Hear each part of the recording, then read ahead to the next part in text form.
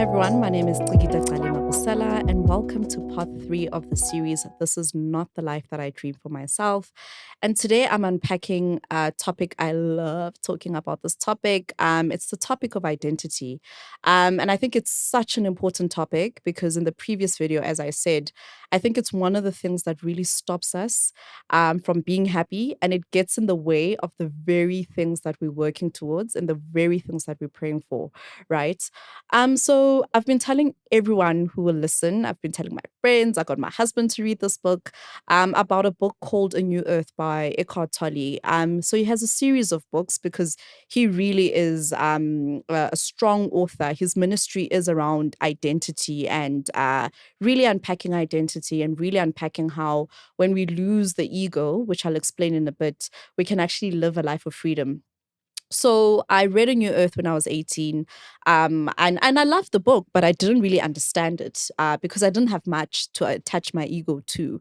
But I read it again last year at 33, and it's been a game changer now that I've, accomplished and done a few things. It really, really was a game changer. So the premise of the book is we become authors of our own suffering because of the ego. And he describes the ego as this false sense of identity that is built on your compulsive thoughts, your preconditioning, your past, and your attachments based on what you have and what you do. Right.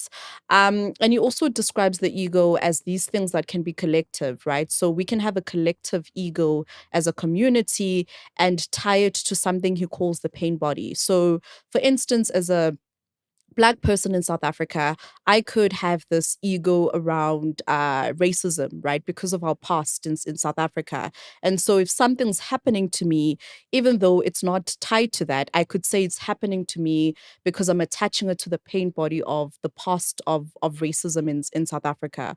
Or as a woman, if I'm passed up for promotion, I could have this pain body of saying, I got passed up because I'm a woman, because there's been a history of injustices against women, and I'm not actually looking at me being passed up for promotion because of the merits of what I'm being passed upon for, right? And I think this is a very, very important topic because the ego and tying ourselves to pain bodies, etc., can really, as I said, get in the way of what we want and our own happiness. So I'll make an example, right? If I am no longer just Cikida, the child of God, but I'm Cikida who is educated and has a master's from the USA, Fulbright scholar, etc. I'll make a silly example, right? Because I'm carrying this identity that I've just mentioned now. I'm at a conference and I'm looking for an investor, right? So I'm there, I'm looking for an investor, and because I'm wearing all black, somebody mistakes me for being a server at that conference, right? And because I'm carrying this identity that I'm Cikida, who is XYZ, I now think, how dare this person, mistakes me for being a server at this conference when A, there's actually nothing wrong with being a server. B, I've just taken this whole mistake and manufactured my own unhappiness. Now I'm on TikTok and telling everyone in a story time how, somebody made this mistake, right? So I've manufactured my own unhappiness. And C, that person could have been a potential investor, right? And now I've lost this relationship because I've decided to take something that was a mistake. I've attached my ego to it. And now I've demeaned somebody else's profession. I've manufactured my own unhappiness. And now I've gotten in the way of the very thing that I came to that conference for, right? Whereas a few years later, it could have been a joke. I could be sitting there with my investor and say, oh, remember, you made a mistake. And, but now it's not because I didn't even get the investor, right? So it happens like that with other things in our lives because we sort of attach who we are and what we do to situations that happen each and every single day.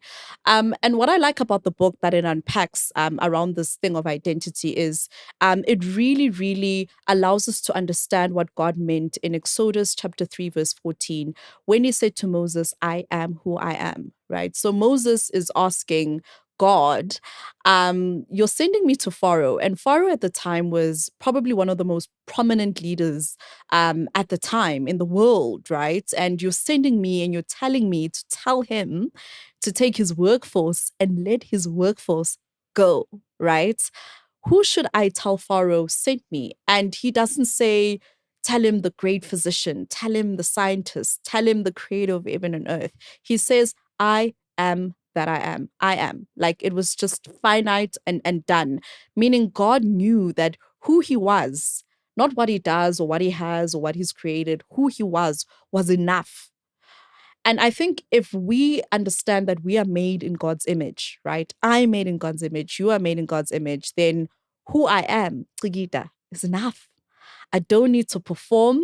I don't need to acquire anything. I don't need another qualification to validate my existence. All those things may be an extension of my talents, right? I study because I've been given the talent of intelligence. I podcast because I've been given the talent of speaking. I, work in business because I have the talent of XYZ, but they are not who I am.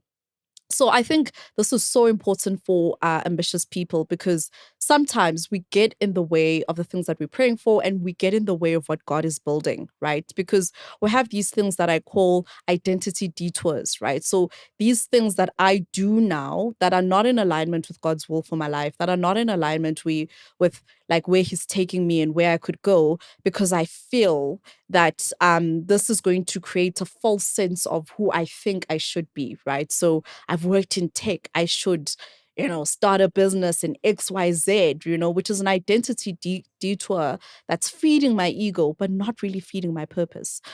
And I think the reason why this is so important is because sometimes we think we're not getting things because we're not favored. We think we're not getting things because we're not talented enough. We think we're not getting things because we're in the waiting period.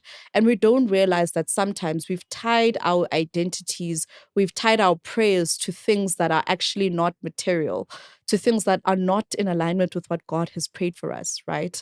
And I think once I'd surrendered my ambition, which I spoke about in the previous video, and sort of tied my identity to God, that is when he revealed, actually, this is what I want you to do. And now that I'm in luxury, I'm like, oh, makes perfect sense. It matches every gift. It matches everything that I've done before. And I think it's so amazing because Steve Jobs said, you cannot connect the dots looking forward. You can only connect them looking back, right? He never thought he'd have like the life that he had. And because he focused his life on source, who he was manufactured to be, he could have had an identity detour and done something else because he got fired from Apple and said, I'm going to show them, who do they think they are? But he stuck to the course, right? And so this brings us to the end of the 3-part series. This is not the life that I dream for myself. I've shared a bit about myself. I've shared my testimony. I've shared my journey of giving up ambition, surrender, and also giving up my identity to God. And I hope that you've learned from it. And I hope you feel encouraged by it. And I'd love to learn from your journeys as well. So please, please, please come in the comments, share your testimonies as well. I'd love to build this community of people who are building their lives on source, who they were manufactured to be, and not who society and TikTok and Instagram is telling them to be. But thank you, and tune in for the next one.